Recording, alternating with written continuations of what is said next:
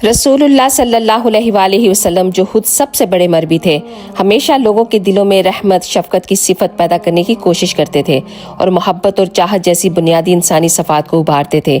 एक दिन एक बुद्धू आपके पास आया और कहने लगा कि आप बच्चों को बहुत चूमते हैं, मैं तो ऐसा नहीं करता।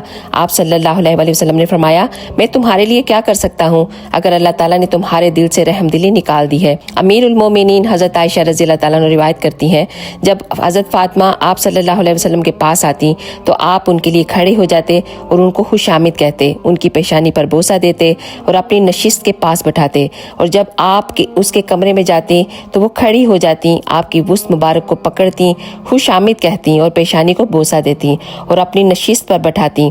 यहाँ तक कि वो जब आपके मर्ज़ मौत के मौका पर घर तशरीफ़ लाईं तो आपने हुश को खुशामिद कहा और उसकी पेशानी को बोसा दिया। आप सल्लल्लाहु अलैहि वसल्लम ने कुरैश की औरतों की बड़ी तारीफ़ की कि वो अपने बच्चों पर बेहद मेहरबान होती हैं और उनकी परवरिश में बड़ी कुर्बानियाँ देती हैं, साथ ही वो अपने शोहर का बेहद ख्याल रखती हैं। ये बात हम बुखारी शरीफ में भी देख सकते हैं। वो कहती हैं कि मैंने आप सल्लल्लाहु अलैहि वसल्लम को फरमाते सुना है कि नाका नशीन औरतों में कुरैश की औरतें सबसे अच्छी हैं, जो अपने बच्चों पर बेहद मेहरबान होती हैं और अपने शोहर के माल का बड़ा ख्याल रखती हैं। सुभान अल्लाह। अगर आपको भी ये वीडियो अच्छी लगी है तो एक दफ़ा ज़रूर शेयर कीजिएगा। जज़ाकल्लाह खैर।